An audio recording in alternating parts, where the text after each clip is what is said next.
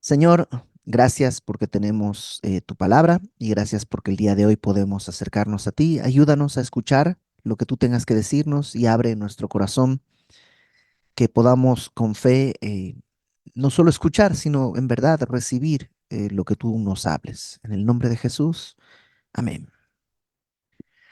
Isaías 50 dice, así dijo Jehová.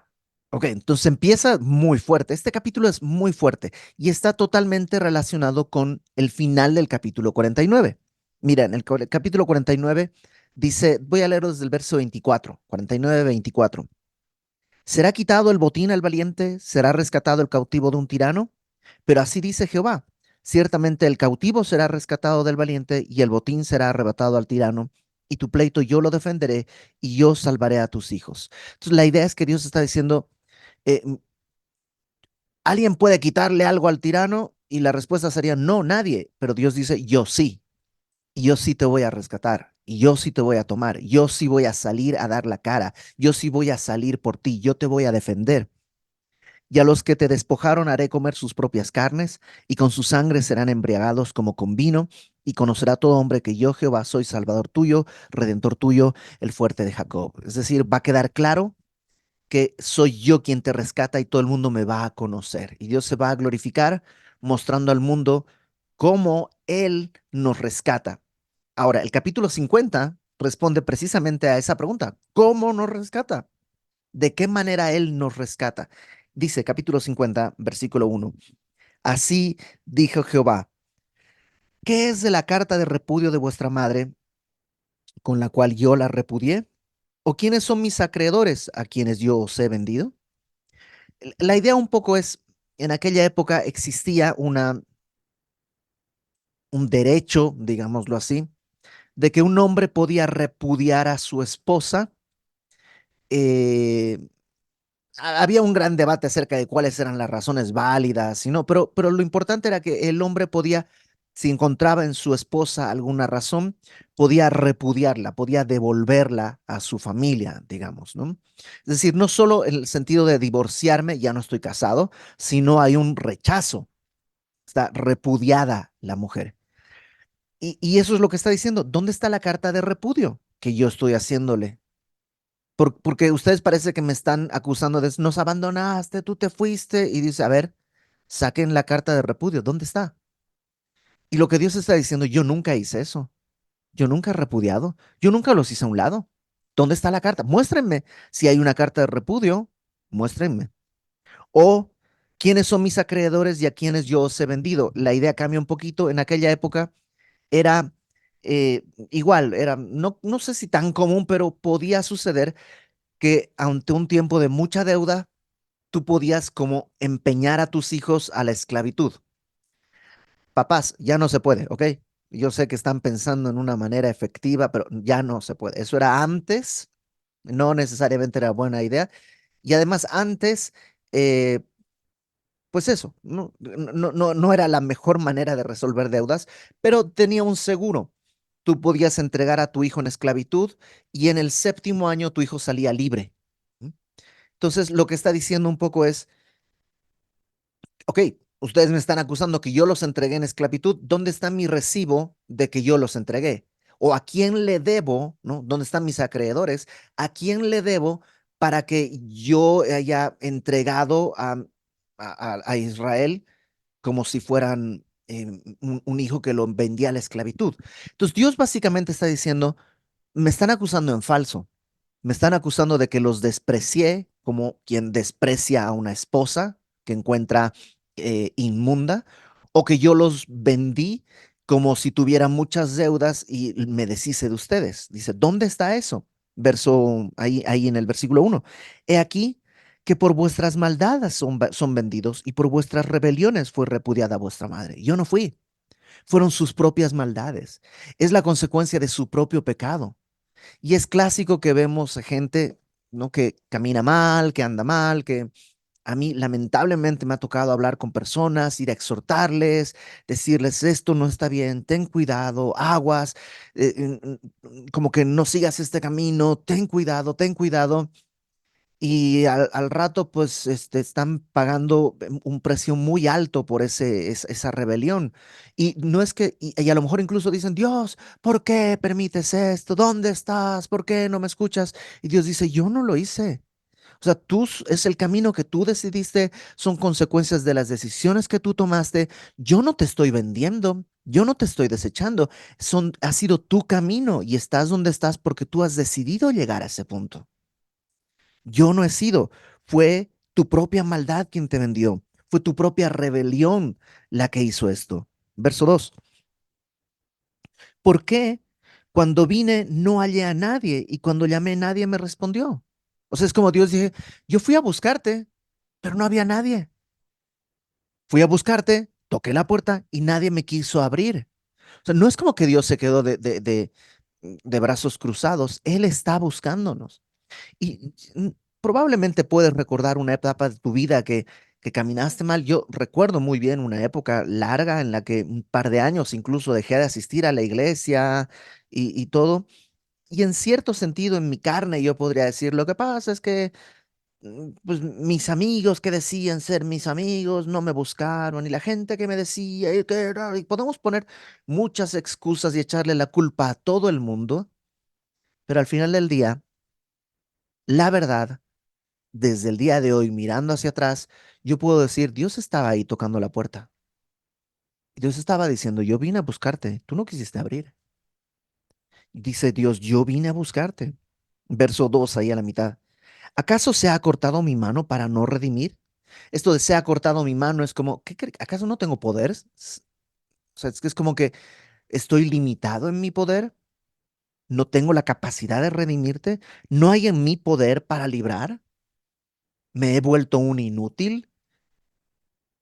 He aquí que con mi reprensión hago secar el mar, convierto los ríos en desierto, sus peces se pudren por falta de agua y mueren de sed. Visto de oscuridad los cielos y hago como silicio su cubierta. O sea, en realidad está diciendo, ¿qué crees? ¿Que no tengo poder para librarte porque no estás acudiendo a mí? Voy a buscarte, no me abres la puerta. ¿Crees que no tengo poder? ¿Sabes lo que yo puedo hacer? Puedo hacer así, se secan los ríos. Puedo hacer así y el día se hace noche. O sea, tengo poder. Mi poder sigue siendo, digámoslo así, poderoso. Entonces, básicamente Dios está reclamándole a su pueblo, ¿por qué me acusan a mí como si yo los hubiera desechado? Ahora, ante este problema que todos, porque la verdad es que desde el principio, cuando Dios habla con Adán, Adán lo que hace es echarle la culpa a Eva, porque siempre buscamos que alguien más tenga la culpa. ¿Y cómo se rompe ese ciclo? Bueno, versículo 4. Jehová el Señor me dio lengua de sabios para saber hablar palabras alcanzado. Y aquí el que habla es Jesús. Claramente es un canto del Mesías, claramente es Jesús el que está hablando. Y lo que dice es, ante la rebelión humana, ante esta actitud rebelde y contumaz del ser humano, Jesús dice, ok, Dios me dio lengua de sabios para saber hablar palabras alcanzadas. Despertará mañana tras mañana, despertará mi oído para que oiga como los sabios. Entonces Jesús está básicamente, o bueno, Isaías encarnando, digamos, la voz de Jesús, lo que está contándonos es un poco, es un secreto importante, porque una y otra vez vemos a Jesús hablando y lo vemos hablando, o sea, es tan gloriosa la palabra, el dicho y la historia de Cristo que se pueden burlar de todo, pero en realidad queda muy mal burlarse de los dichos de Jesús. Nadie en su sano juicio puedes no creer que Jesús es Dios, pero nadie puede decir esos dichos están mal o no hay sabiduría. Hace algunos años, hace muchos años, salió una película de este grupo británico de Monty Python. Esta película se llamaba La vida de Brian y básicamente querían hacer una sátira de Cristo. Es una sátira y lo que ellos cuentan es que quisieron hacer eso y leyeron los evangelios y se dieron cuenta que no había nada en Cristo de lo cual pudieran agarrar para burlarse. Después de leer todos los evangelios, llegaron a la conclusión de no podemos hacer esta sátira de Cristo porque no hay en Cristo ningún elemento para burlarse, sino solo sabiduría. Entonces lo que optaron fue eh, eh, eh, inventarse otro personaje que va a ser del cual se van a burlar y es precisamente Brian, ¿no? Entonces, ok, ¿a qué voy? Cristo tiene palabras de sabiduría aún para quienes no han creído en Cristo. No se puede negar. ¿Cómo obtenía esas palabras de sabiduría? Bueno, dice aquí que mañana tras mañana el Señor, Dios, despertaba su oído para oír como los sabios. Y eso es algo que tú y yo podemos hacer. Mañana tras mañana, todos los días hay una mañana en que te puedes levantar y pedirle a Dios que abra tu oído mientras abres la Biblia para poder hablar, para poder oír y luego hablar como los sabios. Jesús hizo eso.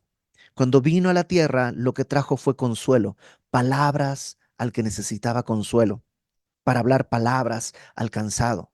Porque todo lo anterior, esta rebelión, nos deja agotados. ¿Cómo salimos de ahí? Cristo vino para hablar palabras al cansado. Verso 5. Jehová el Señor me abrió el oído y yo no fui rebelde ni me volví atrás. Y habla de esta actitud de fidelidad que tuvo Cristo. Esto de me abrió el oído habla, puede ser dos cosas. Número uno, que tal cual Dios hablaba con Cristo y Dios abría su oído para que Cristo escuchara y nos hablara sus palabras. Una y otra vez Jesús dice, yo no hablo por mi propia cuenta. Lo que he oído de mi Padre, eso es lo que yo les digo. Una y otra vez Él lo dice. Y tú y yo también podríamos, porque creo que es sabio, no hablar por nuestra propia cuenta, sino hablar lo que hemos oído de nuestro Señor. Pero también hay otra cosa que puede indicarnos esto. Algunos comentaristas piensan que esto de me abrió el oído hace referencia a una costumbre que había en aquella época. Cuando alguien era esclavo y a los 7 años ya podía salir, a veces se daba cuenta que su amo lo trataba tan bien que le convenía vivir como esclavo a vivir libre. Yo sé que el día de hoy nos parecería insensato, pero en verdad si era una persona que dice que yo no tengo casa, no tengo nada, y aquí con mi amo me trata bien, me da de comer, me consideran, me dan un trabajo, es decir, puedo incluso hasta progresar, prefiero quedarme como esclavo aquí. Y entonces pasaba de ser un esclavo normal a ser un esclavo por amor. Y la ley dice que lo tenían que llevar a la puerta de la ciudad y ahí tenían que horadar su oído, hacerle una especie de arete, digamos, ¿no? Una perforación en su oído. Y, y lo que está diciendo es, yo Jesús me hice esclavo por amor. Él deliberadamente cedió su voluntad a la voluntad del Padre. Dice, no fui rebelde ni me volví atrás. Y lo podemos recordar incluso en Getsemaní cuando dice, esta copa, que es la copa de juicio sobre el mundo, que Él va a beber para que tú y yo no tengamos que hacerlo, Él dice, yo no la quiero, pero no fui rebelde, que no se haga mi voluntad, sino tu voluntad. Está simplemente describiéndonos el Evangelio desde muchos años antes de que sucediera, porque así tenía que ser. Y ante la rebelión que vemos en los primeros versículos, en los primeros 3 versículos, la respuesta fue Cristo. Cristo hombre, caminando con lengua, caminando, hablando como sabio, viviendo una vida de obediencia. Versículo 6 dice, di mi cuerpo a los heridores y mis mejillas a los que me mesaban.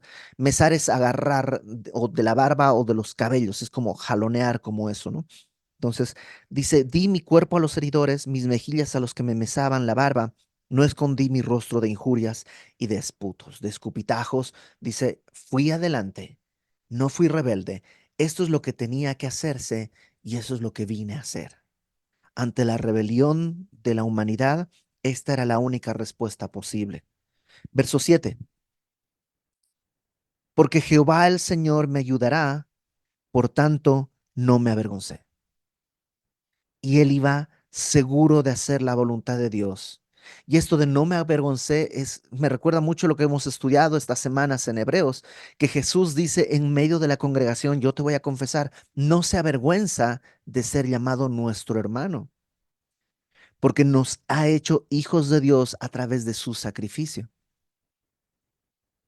Cercano está de mí el que me salva. ¿quién contenderá conmigo? O sea, y no te suena a un poco a que ya que Cristo recorrió este camino, ahora nos llama a lo mismo, a oír al Señor para hablar como sabios, a renunciar a nuestra libertad, entre comillas, para ser esclavos por amor de aquel que nos amó y que sí, que perfore nuestro oído, que quede en evidencia que soy esclavo de Cristo, que incluso demos nuestra otra mejilla cuando somos de alguna manera ofendidos, porque ese es el caminar de Cristo y que podamos vivir así sin avergonzarnos. ¿Cuándo nos avergonzamos? Cuando abandonamos la esperanza de la gloria de Dios. Y luego dice, cercano de mí está el que me salva, porque está cercano a ti y a mí el que nos salva. Y dice, ¿quién contenderá conmigo? ¿No te recuerda a Romanos cuando dice, si Dios está con nosotros, por nosotros, ¿quién contra nosotros? O sea, es una gran invitación que la hace además clara y explícita. Verso 8 dice, juntémonos. ¿Te imaginas que Dios te... Yo recuerdo mucho, yo soy muy tímido, extremadamente tímido y para mí es muy difícil ingresar a un grupo de personas. Y yo estudié el primer semestre de la universidad, donde yo crecí en Santa Cruz, pero para el segundo semestre en la universidad me fui a otra ciudad, a La Paz, y cambié de universidad. Y además era segundo semestre, o sea, ya había grupos, ya había personas. Entonces yo estaba ahí sentado solito en un banco en la universidad, así como que sin hacer nada. Y recuerdo mucho a una amiga, luego se volvió mi amiga, ahí yo no la conocía, pero con una ternura me dice, vente, júntate a este grupo y me llamó y me invitó. Y fue un gran privilegio. Y así yo he tenido el privilegio de muchas personas, o sea, sí tengo un don, es que tengo el don de rodearme de gente sabia, ¿no? Es como que son yo soy el más bolas de todos, pero siempre mis amigos son sabios, entonces ahí como que me lleva la corriente. Pero Jesús ahora es el que dice, vente, vente a mi grupo. Y a lo mejor tú estás ahí todo tímido, sin saber qué hacer, y él dice, vente, juntémonos. ¿Quién es el adversario de mi causa? Acérquese a mí. ¿Quién está contra mí? Acérquese. He aquí que Jehová el Señor me ayudará. ¿Quién hay que me condene? He aquí que todos ellos se envejecerán como ropa de vestir, serán comidos por la polilla. Nuevamente, si Dios está por nosotros, ¿quién contra nosotros? ¿Qué puede separarnos del amor de Dios que es en Cristo Jesús? Tribulación, angustia, peligro, desnudez, espada. En todas estas cosas, dice Pablo en Romanos 8, somos más que vencedores. Y me encanta esta idea de más que vencedor, porque digamos, un vencedor es que deja al contrincante en la lona. Más que vencedores que ahora el contrincante es mi siervo. Y entonces ahora las cosas que están alrededor no son solo derrotadas, sino son nuestros siervos. Porque dice, en todas estas cosas somos más que vencedores. No dice sin todas estas cosas, sino en todas. ¿En qué cosas? Peligro, desnudez, en todo este tipo de cosas que vienen y siguen existiendo, ahora son nuestro siervo para ayudarnos a crecer, a madurar, a conocer del Señor. Entonces no tenemos que vivir sin eso, nomás tenemos que estar con Cristo y todas estas cosas van a ser nuestros siervos, digamos, porque somos más que vencedores en Cristo. Verso 10. Y aquí pareciera que habla el Padre. Hasta ahora estábamos escuchando que hablaba el Hijo, pero ahora el Padre dice, verso 10, ¿quién hay entre vosotros que teme a Jehová y oye la voz de su siervo? Es como que Dios separa, después de que Cristo habló, separa a Jesús, el Padre en el micrófono y dice, ok, ya lo escucharon. ¿Quién quiere? Levante la mano. ¿Quién quiere? ¿No? Y ahí estamos todos escuchando, después de escuchar esta invitación de que Jesús dice, acérquense. El Padre se para y dice, ¿quién quiere? ¿Quién hay que oiga la voz de Jehová y la voz de su siervo? El que anda en tinieblas y carece de luz, confíe en el nombre de Jehová y apóyese en su Dios. Y dice, a ver, ¿quién está en tinieblas? No, pues yo. ¿Quién carece de luz? Yo. Y todos vamos levantando la mano, yo. Ok, vengan, apóyense en su Dios. Qué invitación tan hermosa. Pero no me he terminado de arrepentir, por eso estás en tinieblas. Ven, precisamente. Es que la verdad es que creo que cada año estoy peor. Ok, pues estás en tinieblas. ¿Qué esperas? ¿Mejorar si no ves nada? Vente. Y esta invitación tan maravillosa se contrasta con una actitud terrible que en algunos todavía podría haber. Dice en el versículo 11, He aquí que todos vosotros encendéis fuego y os rodeáis de teas. Andad a la luz de vuestro fuego y de las teas que encendéis. De mi mano os vendrá esto, en dolor seréis sepultados. O sea, Dios está diciendo, el que está en tinieblas, venga. Y alguien dice, no, no, no, yo no estoy en tinieblas, ya prendí la luz, tengo aquí una tea, tengo aquí una vela, tengo aquí una antorcha. Tea, vela, antorcha, lo que sea, se va a apagar. La tea se consume, la vela se consume, la antorcha se apaga. No, tengo una linterna de la linterna de la lámpara de mi celular, la pila se apaga. Todas esas luces son, número uno, limitadas y número dos, perecederas. Y Dios dice, ven, y a veces nosotros decimos, ahorita no, Señor, todavía tengo suficiente luz. Ya prendí la vela, ya prendí una lámpara, ya aquí estoy bien. Cuando hay una luz verdadera, Juan presenta a Jesús como aquella luz verdadera que alumbra a los hombres, vino a nosotros. Entonces, ¿por qué querer, si está el sol de justicia frente a nosotros, por qué querer aferrarte a una lamparita, a una vela, por rebeldía y por insensatez? Entonces, yo creo que el día de hoy podemos quedarnos ahí y escuchar simplemente esta invitación que Dios hace. Dice, juntémonos. ¿Nunca has querido que te inviten a un grupo de amigos y así estás como, a ver, y un día te dicen, vente, juntémonos en mi casa a las 5, cafecito, si quieres trae un pan, ¿no? Y entonces como que Dios está diciendo eso, juntémonos, vente, pero es que estoy en tinieblas. Con mayor razón, si alguien está en tinieblas, venga, solamente apóyese en su Dios. ¿Mm? Vamos a orar.